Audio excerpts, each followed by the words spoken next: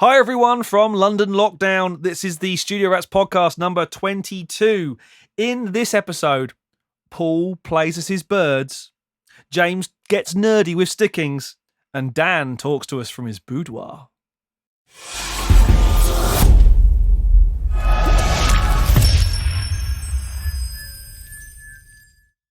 I'm Paul Drew. I'm James Ivey. I'm Dan Hawkins. So as you can see today, we're recording or videoing this again. As you'll see on my screen, we've got something special to show everyone. Well, it's not really special. It's been out about a week now, isn't it? A week and a half. So James and I and Dan have been involved with the launch of Universal Audio's Luna, and we recorded a song for it. It was a Go on, James, stratospheric moment. Oh, here we go. James is going to do his. James is going to do his cheesy. It was out of this world. Oh no. Oh no. Oh, yeah. I like it. So we'll stop that there. Yeah. So we did a song. We did a song for Universal Audio that Universal Audio have been sort of promoting about, and I did something called the Universal Audio Luna Office Hours last night, which Easy was for you to say. easy for me to say. But before we get into that, what have you guys been up to this week? I've been watching your video. Have you? Yeah, it was very, very entertaining and enlightening. Oh, nice. For the viewers that don't know what it is, you can download. Am I right in saying you can download the session of that? Yes, exactly. Yeah, so did you see? Did you see the Office Hours last night? I did. I watched the first sort of 20 minutes of it. I'm not going to say I got bored. I just had to do something else. But no, it was great. It actually looking at the Paul Drew way of working, layering up guitars and things like that. So, yeah, that's what I was doing yesterday. But no, I've been doing a lot of remote sessions, thankfully, doing a few of those. Great. And obviously no gigs or anything else like that. I'm writing a new book and just, I guess just like everyone trying to keep busy, really. But which I'm managing to do. What about you, James? What have you been up to? Keeping busy is not a problem with 3.5-year-olds. No. I have been frantically trying to keep up with the Luna effort. I did 3 fairly epic videos for Production Expert on that front. It's quite funny because learning, most of the things that we learn, we go in with a certain amount of, you've got a vague idea of how it's going to work and what it's going to do. And obviously a new DAW, not that it's a DAW, it's a recording system, like Luna, it's a bit, you really are going in blind, aren't you? Okay, yes, there are a few things that they've done, Pro Tools shortcuts, etc., that they've added to make sure that you can get up and running quickly. But it is quite daunting, that huge learning curve of, boom, here's a brand new thing that you're going to have to learn. So, hats off, not that I'm wearing one, to Mr. Drew over there, for getting his feet under the table with Luna quite so quickly. And hats off to UA for doing a cracking job out of the gate. Version 1, you're lucky if normally a version 1 of a software is at best stable. And UA have done significantly more than just made a platform that runs happily. They've made something that's very usable and very easy to get your head around. Other than that, I've been doing loads of other Production Expert-y type stuff, a couple of remote sessions. I picked up a new client in Texas, which is quite nice. In Texas? I'm going to be doing a couple of albums with him. And trying to avert World War III happening in my living room between little number 1 and little number 2. Man, the sooner this lockdown's out of the way, this is, we need schools back. We need schools back online, we need don't we? Schools back and pubs open. Yeah, schools back and pubs. Yeah, the pubs thing, it's crazy, isn't it? Like, you can't just nip out for a quick pint, can you? I know. It's just, I think that's the hardest thing. But, anyway, so, what I thought we'd do today is to have a look at the session. I guess sort of like what I did with UA last night, with the Office Hours last night. We can go through it. We're actually talking about drums rather than just guitars. Yeah, there wasn't enough bass. I'm not quite sure. Oh, well, let's talk about drums and bass then. Let's do that. I'm not quite sure why, but we can do that. Well, yes, I guess they're only interested in the important bits last night. Yeah. So shall I share my screen with you guys, and then Yes, you guys please. can? Yeah, should we do that? Yes. Yeah. Okay. Let's have a look. What I liked about the video, maybe we can do that again here, is there was a question about getting to the chorus, how you made it lift up, because and that's obviously in this sort of a pop rock production, you want the chorus to hit, and I liked the different layers. I mean, I didn't really even realize how many guitars are there in that chorus section. 5 million guitars. 5 million. Not enough, mate. Not enough is what I'm thinking. No, I think there's 1, 2, 3, 4, 5, 6, 7, 8. Blimey. There's too many. 8. Anyway, I can't even work out. I might have been stupid, but no, I cannot work out how to share my screen with you guys. Oh, yes, I can. Here we go. Go to more What? options down in the bottom One right-hand kind. corner. Here we go. Here we go. Bless Start him, sharing. viewer. Right, you see? There it is. There it is. That's it. So, There's our work Now- there, Dan. there's a lot of work there. It's your work there. We only played one drums and one bass in that chorus. I'm a bit shortchanged now. Hey, if No, you but want to give me to some be more fair, tracks. I was playing 4 things in the chorus. Yes, yeah. Yeah. So your drums actually are all here. So you probably I don't know if you can you hear this? No.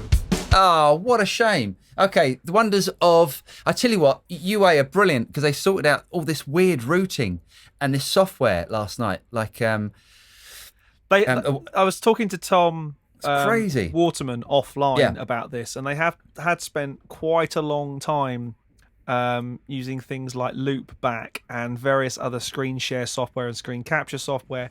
And of course, it's a bit like when we make a video about making a recording. You know, you're not just making the recording, which is hard enough. You're making a recording of making a recording, which makes it doubly difficult.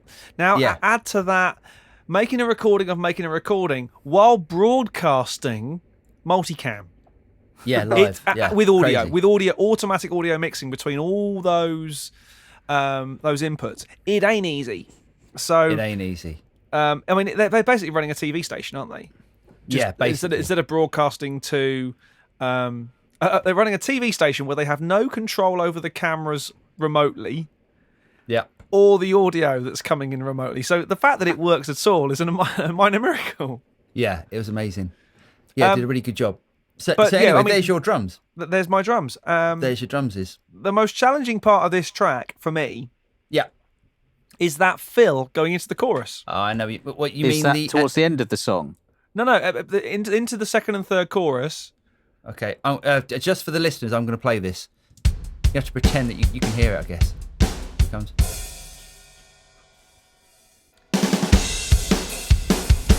So And the is reason that- that's difficult, and it doesn't sound like difficult. It's only like a 16th run, where normally, because of it going into that dabba da dabba da dabba dabba da dabba da da groove in the chorus, the snare drum is on beat 1. Now normally you would this is a real drummy nerdy thing, so It's good. you can switch off if you like. I would play that fill right left right hand crash. Paul's gone. Whereas because of wanting to put the crash and the snare on beat 1, I had to play it left right. Oh, Left right. And even my brain left right, and lead with my left, which is quite a weird backwards thing to do for a drummer, to get that beat 1 snare on the first beat of the chorus. It was quite a why can't I get this moment? But we got it, and it sounded great. And I agree with you. There's some great bits in this, and I could see that was a tricky bit. But my favourite bit, I think the bit that Dan was just talking about was this the bit fill here. at the end. That's pretty. Yeah, cool. yeah. So what I'm going to do, I'm going to solo the drums and the bass. So here it comes. Digga. Right, James and can't then even hear it, and he's smiling. Look at that. I I can see it. There's the one thing I'm embracing with your production, Paul, is that you do a lot of the things that I do. When there's nothing happening in the tom track for miles and miles and miles, just get rid of it. Yeah. It's like it's not just definitely. gating; it's removal. there's toms in about 3 places in this track. That's it. Yeah. So why have it there cluttering up and making a mess of the rest of the all those not pointless tom mics that when they're needed. But rather than actually using processing on a gate, this is like a hard gate, isn't it? You're actually getting in, deleting all the stuff we don't need.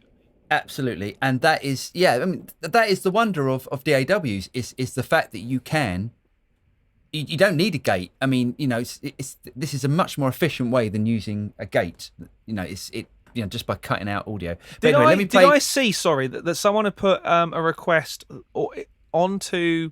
I think it was on our channel and perhaps on the Production Expert YouTube channel. Someone said there's no strip silence built into Luna yet. That's a good point, actually. I haven't looked, but before we get into that, let me just play the audience what that sounds like with all of the instruments in.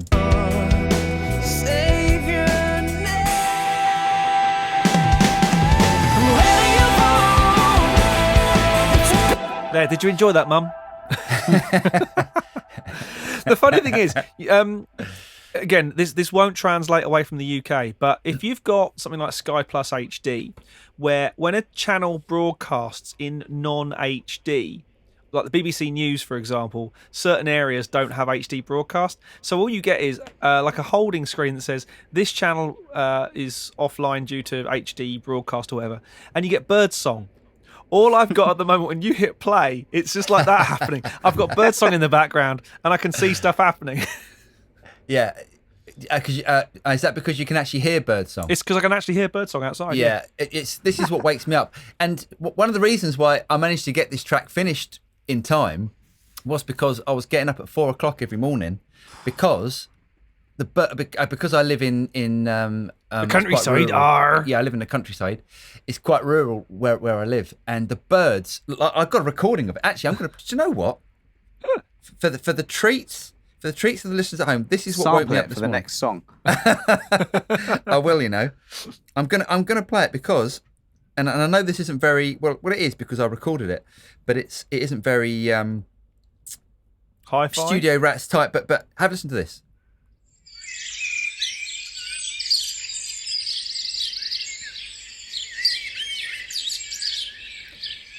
That's amazing. That's absolutely epic. That is what wakes me up at 4 o'clock every single morning. That's a sparrow. I've got a birdsong story. I was on my balcony yesterday, a little bit bored, and I heard a bird that sounded like it had 3, like a printer, and then like 1 normal bird sound. And I went on YouTube. Oh, yeah, like that. Cool. Yeah. I went on YouTube to try and identify it. So I thought, it's a bit of ear training.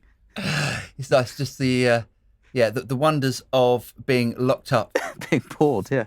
Yeah. So let's go through some of the features in this. And I want to show some of the features last night, and then also explain something about that pre-chorus, because I worked out what they were saying. But the question they asked me last night is, about the chorus really lifting. Yes. And yes, there was a load of guitars, but I think there is a pop thing to do. If you listen to like pop tracks, if you want your chorus to explode, it's an illusion. What you want to try and do beforehand. You make your pre-chorus, bring your pre-chorus down, and then exactly. Yeah. So I'm just going to play to the podcast listeners exactly what I mean by that. Nod your head down and go with it. Just in time. Here we go.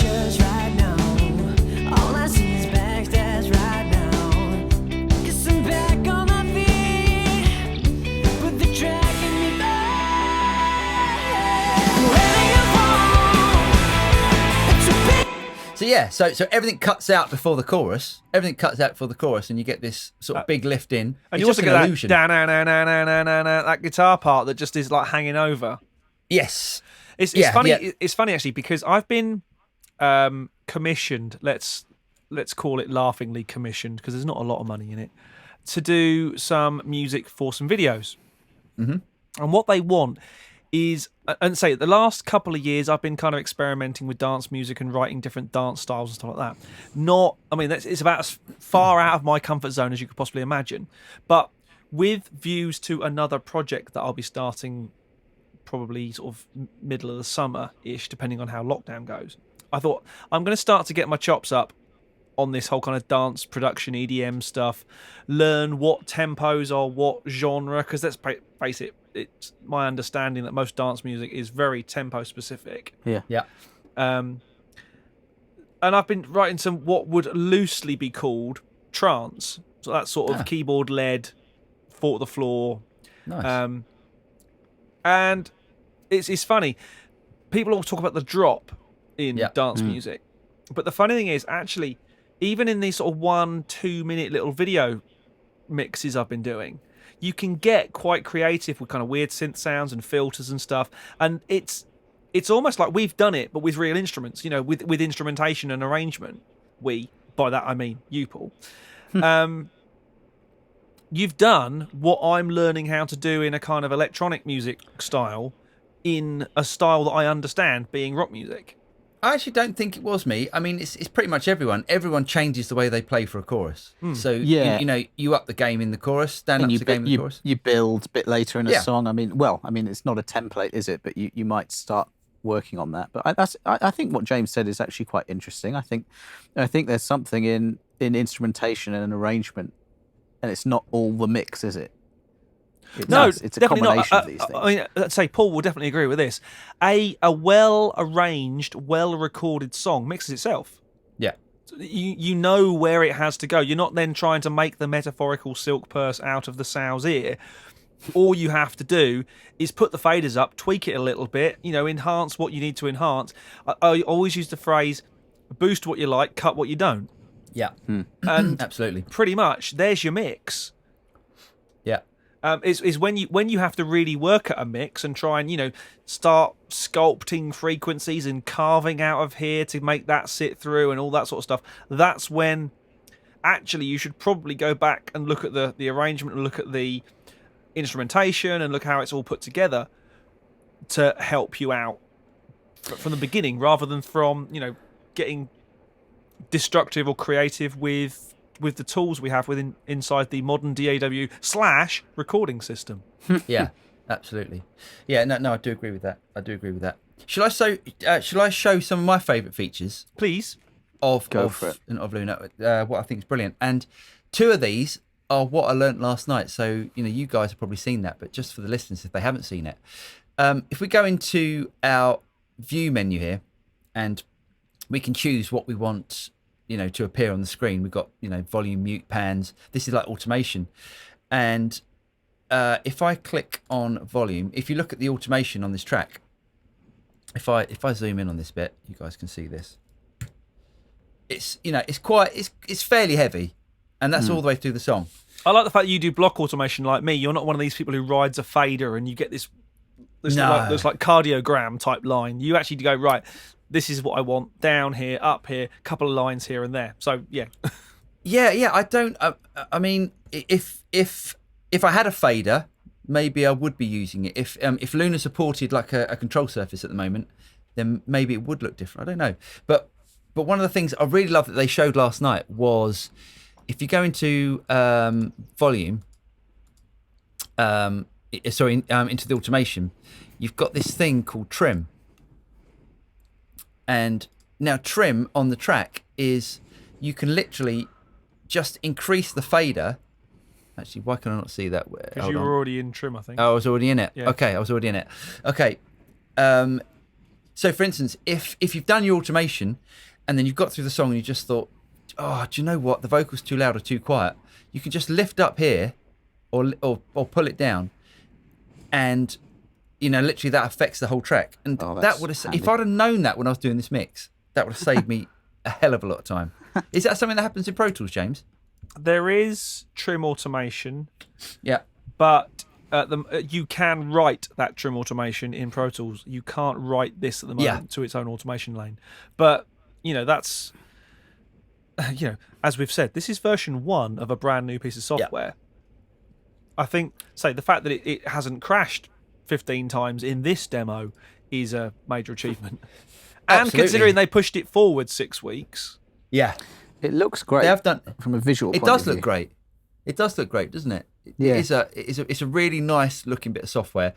Right, one of the other features which they showed last night was the spill function. And Do you know what? I was about to talk about this. This is one of my favourites. Oh, go on then. Well, you talk about it. You talk about it. I'll push the buttons. For those of you who understand a thing called a VCA, voltage control amplifier, it's a way of controlling the level of a number of tracks, but you're actually directly controlling the track rather than just controlling the volume of like a bus type thing. That was a terrible No. That was a good way of explaining it. description of VCAs, I think. But now, there's a thing in DAWs like Pro Tools called VCA spill, where you click on a track, you hit spill, and it lays out your the contents of that VCA, if you like. This is a bit like that, but without the automation confusion. If you've got, for example, is there a drum subgroup? Yeah, Paul? there's a drum sub. Yep. Shall I spill it? If you hit spill, it will show you just the tracks that route to that drum sub, which I think is brilliant. I think that's really cool, because if you've got a vocal sub and you just want to tweak the backing vocals or whatever, you just want to go in and make sure like a little adjustment or a timing change, hit the spill button and it will just highlight just show you those particular tracks in question.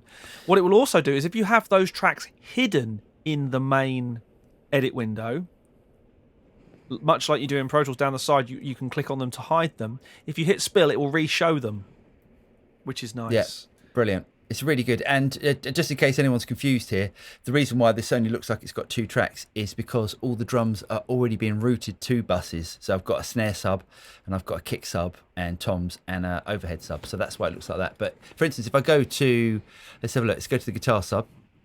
You'll see all of the guitar tracks that's all being routed to that guitar sub. Really great. That's a great way of being able to work. I mean, and especially if you're someone, I mean, this is a fairly sizable session. If you were someone like me who is instantly intimidated by this, I would get this whole session down to probably about 16 to 20 faders, probably, and they'd all be my subs. So I'd have a drum sub. I would probably be like Paul. I'd probably have a kick sub, a snare sub, rest of kit sub, bass, lead guitars, rhythm guitars, keyboards, effects, lead vocals, BVs, extras, something like that, effects. Yeah. And you could probably get it down to probably 10 faders. Yes. And then every time you got to a stage where you wanted to go in and tweak something, you want to change something, hit spill, open it up, go in, make your tweak, hit spill again, bury it all, and you're in a very manageable format. You're not going, oh my god, there's 300 tracks and I don't know what to do. Yeah. Which is what I did when I first saw this session that Paul sent me. Yeah. It's a monster, isn't it? Yeah, I mean it's fairly, to be honest, for a pop sort of track, there's not a hell of a lot there. Really? How many tracks is there? Do you know what? I don't even think it does a track count. Ah, okay. And I don't think for the sake of the audience, me going you can be bothered to. Yeah, I mean, there's probably what? There's probably 50, 60? Over 60, I'd say. Over 60. So that's enough to intimidate me. Yeah, I mean, 60's not. I mean, if you think that we used to do 4 tracks and 8 tracks and then 16 track and 32 track. Yeah, it's a lot of tracks. It's a lot of tape if it was all tape. I used to tech for a guy, and when I say tech, I used to fix his studio once a week, and it was pretty much entirely MIDI based. He could do some audio recording. He had, back in the day, and this is gonna sound old school, he had a Mac. I think it was a Mac clone when you could have the Motorola chips in Macs. Yeah. And he had a Korg 1212 card in it. So that was 8 channels. I remember them. Yeah. 8 For the channels breakout. 8 channels of optical I/O and 4 channels of analog A to D I/O on a card. Very, very popular. Really, really good. Very usable. Hook that up to a digital console, something like that. Really great. But his view was he had about, say, 16 synths, each synth set up to its own MIDI channel. He said, if I need more than 16 MIDI channels, I need to redo the arrangement.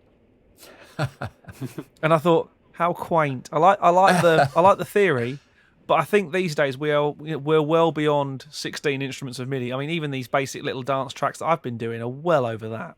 It's It's bonkers that the technology that we've got now to be able to do what we can do. Yeah, we take it for granted, don't we? What's really scary is this technology's free. Yeah. If you buy into UA, Apollo, or Arrow interfaces, Luna's free. Yeah. That's right. That's pretty cool. Then do you get add-ons for it? You can. Yes. You can. Obviously you can buy into the UAD2 plugin platform. That's a fairly heavily integrated part of it.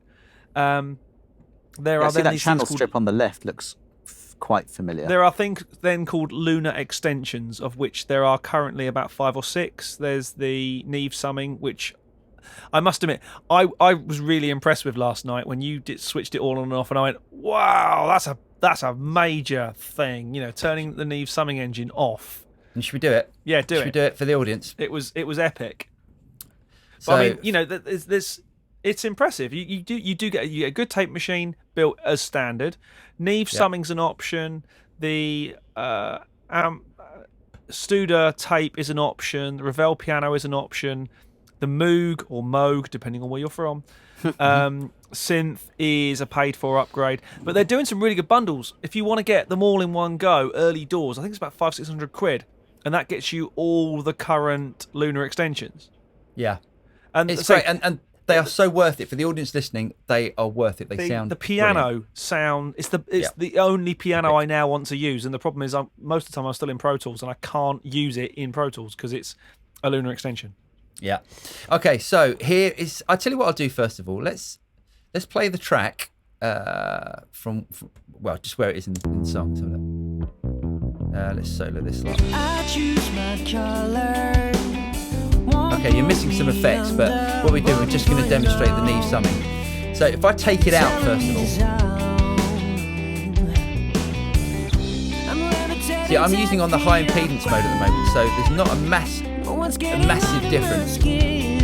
I don't know. I think there is. I think there. So having. You get more bottom end, you get more top end. But summing is exactly that. The more things you have running through it, the greater the difference. It is greater than the sum of the individual parts, hence the term summing.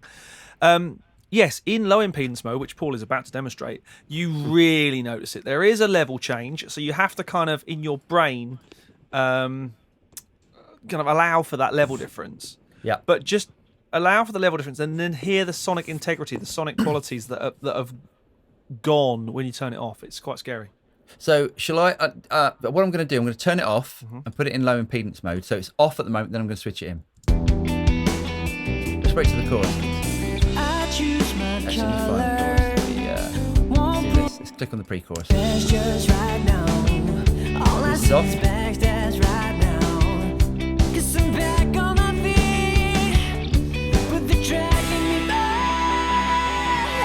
Hello. Bring in.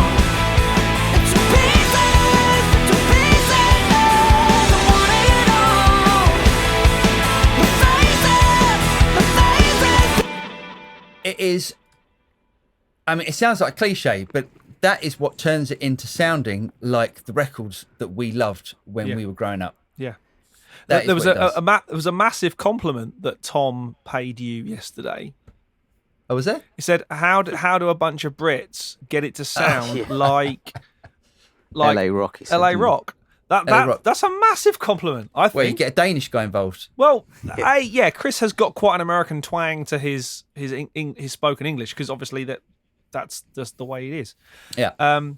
But where's he from? Denmark. Denmark, yeah. Denmark. For anyone that wants to know more about the singer, he's from a band called Hero, who are a quite successful band.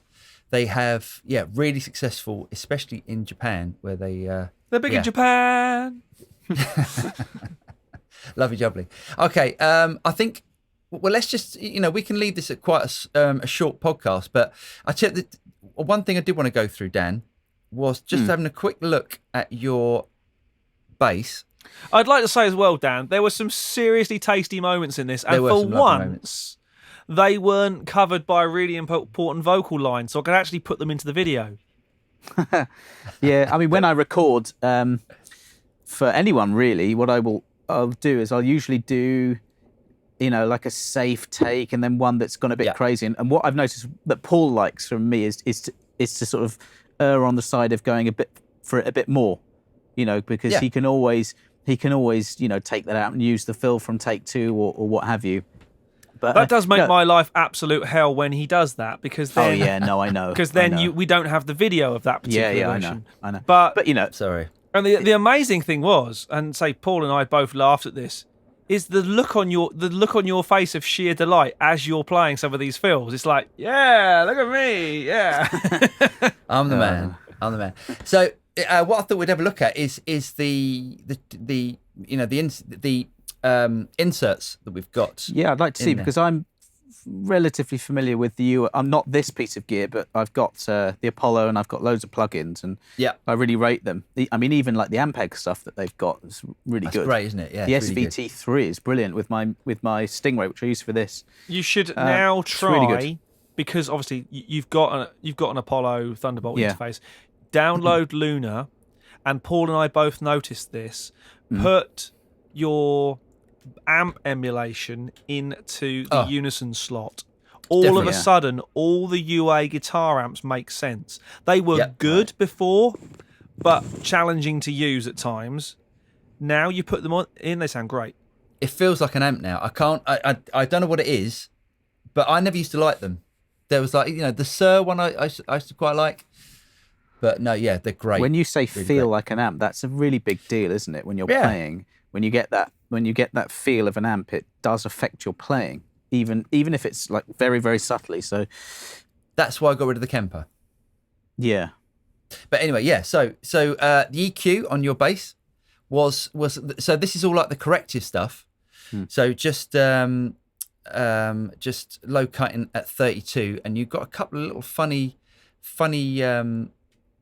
frequencies in the bass that I took out.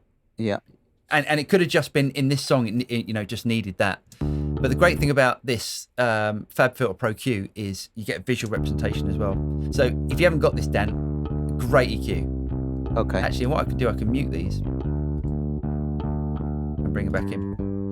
Actually, I've just deleted them. That was brilliant, wasn't it? Well done. Genius.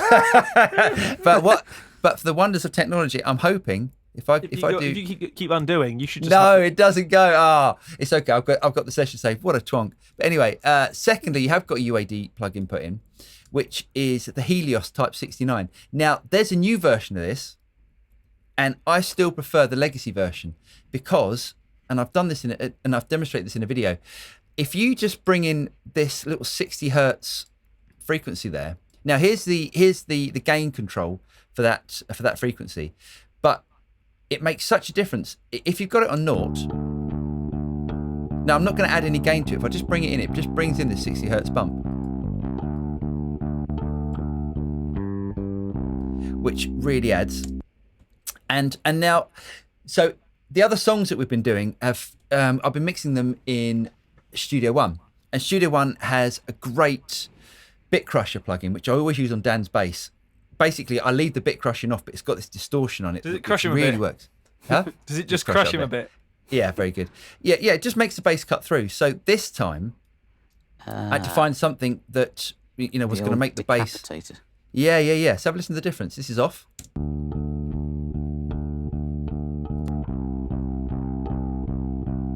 And that's on. And then Bass Rider is a great plugin. If you haven't got that, Dan, this is a way of on a bass where certain points in the neck, certain notes will be quieter than other notes. Yeah. I mean, it might not happen with your bass so much. No, but, it does on this bass. Yeah. Yeah. Happens So- at fret 7 on a G string a lot on basses for some Oh, reason. interesting. Well, this is a way of compensating for any.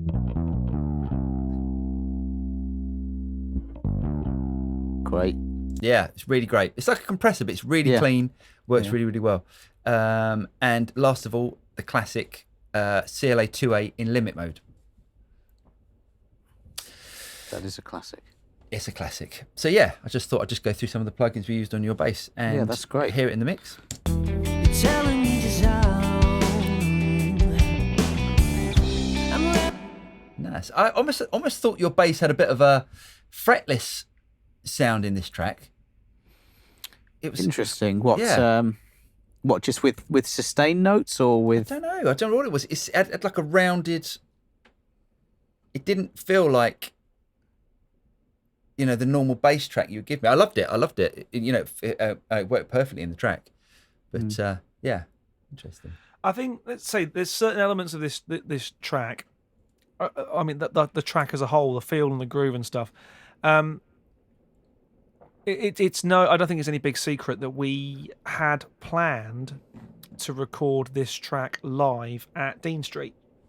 Yeah. Now, obviously, with all things coronavirus, COVID-19, and all that sort of stuff, and the lockdown of 2020, we couldn't do that. Yeah. But I certainly think we didn't just make the best of a bad job. I think this is actually a bigger project because of that.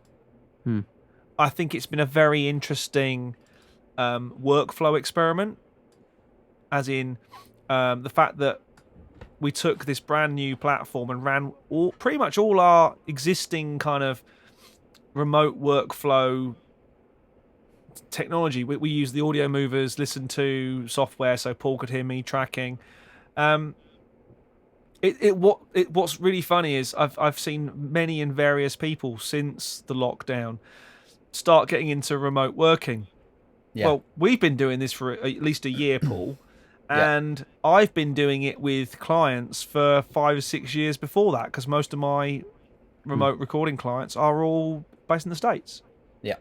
So everyone's suddenly jumping on the remote working bandwagon, and there's nothing wrong with that. There's nothing wrong with that at all. But it's like, it's not that big a deal for me, really, because we've been doing it forever anyway. Oh yeah, nothing's changed for us. There's also a lot of people been asking about how to do sort of screen cap videos and how to do that. There's been so it seems like the lockdown has made people go, hold on a second, I can do this YouTube videos. But what's interesting is when people say, how did you get the audio from there and your voiceover and that, and you say, it's a second machine. Sometimes you cannot always do it all in one machine. Loopback is good, and I can't remember the company who make the Loopback software. I can tell you because I've got it down here because I had to install it. It does start to get tricky, doesn't it? I mean, a lot of Audio Hijack. Yeah. Oh, maybe that's the other one. Oh no, Loopback. I can click on it and tell you. A lot of the music teachers are trying to work out setups and how do I route the audio here so that they hear it better there. And I'm thinking I was going to do it today, but Rogue Amoeba, that's the one. I was thinking of doing it. Paul, what I'm going to do is I'm going to use the streaming multicam technology that we use for Future Cheer. Yeah. And I'm going to set it up in the studio and do a real-time kind of multi-instrumental, multicam demo of Luna or Pro Tools or whatever I fancy doing. And then let's broadcast it on Facebook Live or YouTube Live or whatever. Probably Facebook Live because most people will hopefully see it. But I just thought there's a lot of people doing that now, but they don't realise that, yes, talking to a camera, talking to your phone and broadcasting to Instagram or whatever is not that difficult. Producing a good sounding, good looking, interesting production is hard. It's hard work. There's a reason TV stations and people have lots of people working at them. Yeah. There's a reason why. Did any of you see Saturday Night Takeaway when they did there was the last two they did from home as kind of highlight shows, but the one when they had no audience. No. It was very, very bizarre because they had a seriously cut down crew. They had about 7 or 8 people in the studio and no audience. Very bizarre. Been watching lots of these kind of panel shows, and it just proves that panel shows don't work without a live audience. Yeah. Have I got news for you where you can see the 5 TVs of them basically on their webcams? It's cringy because there's no extra laughter. But that's, I think, a point you made, which is absolutely true, that these people, these studios, they have so many people working for them. Any of us lot that have to do it, it's just us, isn't it? We're engineer, auto cue. We have to do everything. Self-shooter I think is the phrase. And I think at that point you just have to do the best you can, because I know from personal experience when I'm in the bedroom now because my daughter's in the studio. The lounge is over there, and I've been just doing YouTube videos there, and I'm just trying to do my best. Really, I can't do I can't do everything all at once, and I think everyone right now is just going to have to do that really, and get the audio and video as good as they can, Yeah. and see what And happens. I think, I mean, it's a good thing. It's a great thing. But when people say, so. you know, how do you make your video sound as good as they do? It takes time, it takes effort, and it takes investment to do it. Yeah, it does. You do actually have to, as Lighting. as UA proved on with their office hours. It ain't easy. There's a lot going on there. There's an awful lot of data flying around, an awful lot of routing, and an awful lot of. And let's face it, as a company go, there's a lot of clever people working in that for that organisation. Definitely. Yeah. Great company, yeah.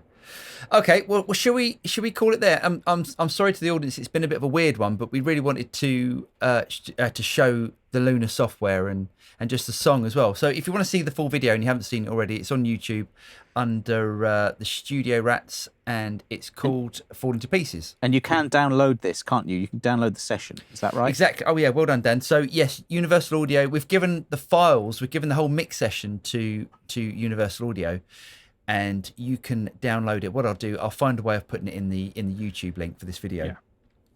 So yeah, you can download the raw file. So all of the effects have been taken off, so you can just create your own mix. And Universal Audio are doing a competition where you can win some plugins. You can win the Ravel piano. Win the Which is Ravel really piano. I think rather they're giving nice. away 10 copies. Yes, the 10 best videos stroke mixes.